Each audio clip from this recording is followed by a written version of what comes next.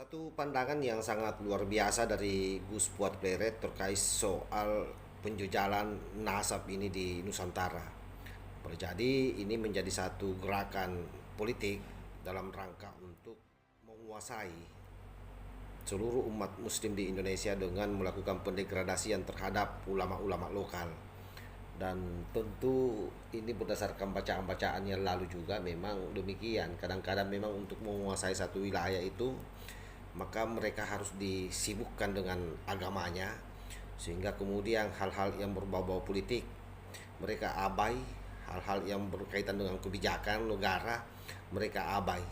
Lalu mereka-mereka lah di kemudian hari nanti yang akan mendominasi, yang akan mengatur geopolitik, dan ini hal yang sangat menakutkan kalau ini terjadi.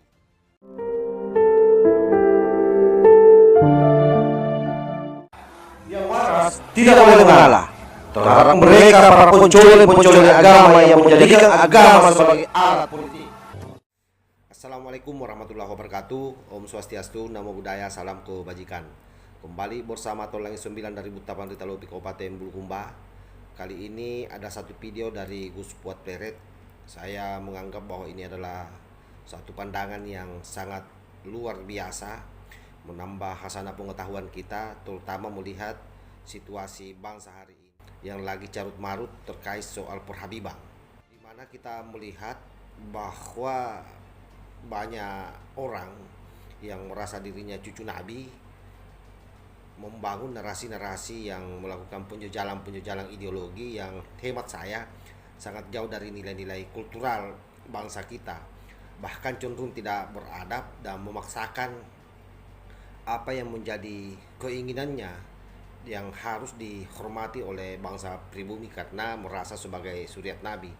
Nah, boleh jadi dalam pandangan Gus Puat Pleret ini ada unsur politiknya, ada gerakan politik di belakangnya. Kenapa kemudian itu terjadi? Karena ketika orang sudah dikuasai, apalagi kalau sudah berbalut agama, maka dengan mudah di setel kanan kiri. Dan inilah yang hari ini terjadi di kita, khususnya pada pribumi. Bahkan acap kali mereka melakukan gerakan yang melabrak apa yang menjadi kebijakan pemerintah kita dan terus menerus melakukan demo. Kita lihat bagaimana yang lalu-lalu yang isunya itu turunkan Jokowi secara terus menerus, kelihatan bahwa nuansa politiknya sangat tajam di situ. Padahal yang mereka jual awalnya adalah agama.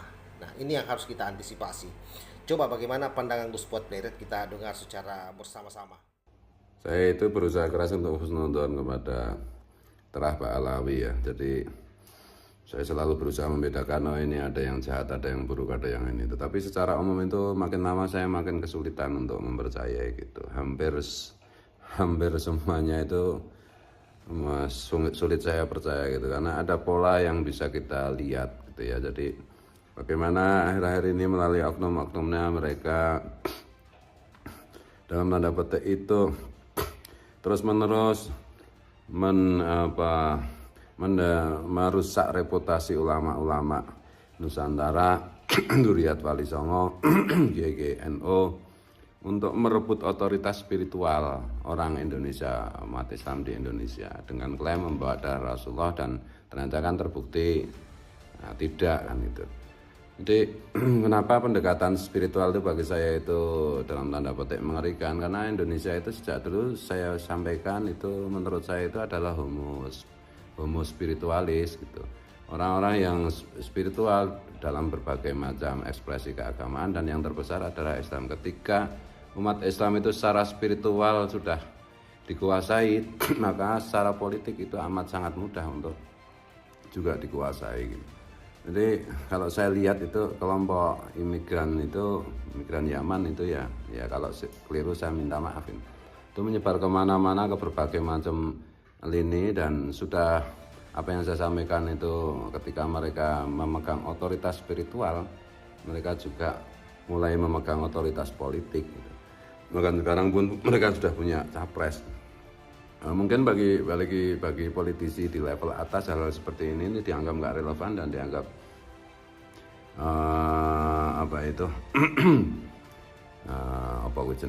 berdasarkan rasis gitu ya. Tapi ini adalah kenyataan yang perlu juga kita pertimbangkan. Karena toh kalau saya itu perjuangan politik siapapun elemen bangsa ras apapun itu bagi saya sah-sah saja ketika memang membawa kemaslahatan untuk negara ini. Tetapi kita lihat bahwa belum apa-apa aja mereka udah koar-koar mau menghancurkan Pancasila, NKRI, mau mendirikan khilafah, dan yang terjadi misalnya di Yaman juga kacau terus kan, di Libya, di mana-mana ketika klaim spiritual itu sudah dikuasai untuk apa yang disebut dengan politisasi agama, akhirnya kan menjadi politisasi agama. Kan menghancurkan luar biasa. Dan ya bagi saya ini satu gerakan yang sangat berbahaya, karena klaim spiritual itu, otoritas spiritual itu mereka rebut dengan cara yang menurut saya licik gitu ya, dengan mengaku-ngaku mbak darah Rasulullah, klaim Rasulullah, karena mereka tahu bahwa mayoritas Indonesia, umat Islam di Indonesia itu Ahlussunnah wal Jamaah yang sangat mencintai Rasulullah, dan sampai turunannya itu juga menghormati orang yang membawa darah Rasulullah gitu. Maka saya bilang ini bisa lebih berbahaya daripada ajaran Wahabi, karena Wahabi itu mereka santri kiai itu dengan mudah tanpa beban akan membantah ajaran-ajaran Wahabi Salafi itu. Tapi kalau udah membawa darah Rasulullah, ini kiai-kiai aja cuma pada rata-rata kan mingkem, cari aman, takut kualat dan lain-lain. Ini udah masuk alam bawah sadar yang menurut saya perlu kita rekonstruksi lagi, perlu kita reformasi, perlu revolusi mental. Dan itu hampir semua lini, makanya kenapa persoalan ini berlarut-larut di banyak kasus, di banyak kasus-kasus kecil di daerah. Kenapa itu pihak kepolisian atau yang lain itu kelihatan gampang kan ini ya, karena memang ada lobby-lobby seperti itu. Dan makanya menurut saya itu pribumi harus bangkit lah. Pribumi harus bangkit. Orang-orang yang benar-benar membawa darah Rasulullah seperti Duriat Wali Songo, ya tunjukkan nasab dan tes DNA. Ini saya sedang mencari-cari bagaimana cara mekanisme untuk tes DNA, dan insya Allah minggu ini mungkin sudah bisa lah prosedur itu dimulai, dan hasilnya kan nanti sekitar 2-3 bulan gitu, untuk menghentikan kerusakan ini gitu, kerusakan negara dan kerusakan agama. Karena kebetulan oknum-oknum itu mereka literasi maupun literatur agamanya itu memang ya katrok itu ya. Terbukti ketika kemarin disemet sama ketum PBNU. Jadi pada intinya saya ini lagi galau istilahnya. Gus Arya itu galau karena makin lama kok makin sulit saya mempercayai komunitas imigran Yaman, karena yang satu lembut, yang satu halus, baru habis minta maaf sambil nangis-nangis, kemudian ketahuan mereka streaming bersama, meledek-ledek pribumi juga kan gitu. Bagi saya mana yang bisa saya percaya? Dan dalam tanda petik itu sudah agak menguasai birokrasi menurutku, apalagi di Kalimantan ya, misalnya sudah wasiat guru sekumpul itu yang namanya kepala daerah yang menautkan daerah seperti DPD, seperti DPR untuk tingkat pusat di daerah itu kan, kalau wasiat guru sekumpul kan harus orang sana, pribumi sana. Sekarang kan enggak, sudah mulai itu kelompok itu yang 1-2 udah masuk gitu, di banyak jajaran. Jadi menurut saya ini kok harus dihentikan untuk kepentingan agama, bangsa, dan negara kita. Itu menurut saya. Tapi kalau masih takut kualat, masih takut ini dan itu, snuton dan seterusnya, alasannya nggak bermutu seperti ya silakan aja. Nanti kita di alam barzah sama-sama, mungkin 50 tahun, 100 tahun kita di alam barzah, nanti kita reuni gitu. Siapa yang benar? Omongan saya apa omongan yang orang yang suka ngomong tentang hal-hal yang irasional itu. Ini semua dalam rangka menjaga umat Rasulullah, bukan yang lain-lain. Saya ngerti juga bahwa omongan saya itu akan banyak menimbulkan kontroversi dan ketidaksukaan dan kesalahpahaman gitu. Saya siap menanggung itu. Karena bagi saya itu ya tanggung jawab seorang kiai itu yang membela umat Rasulullah, yang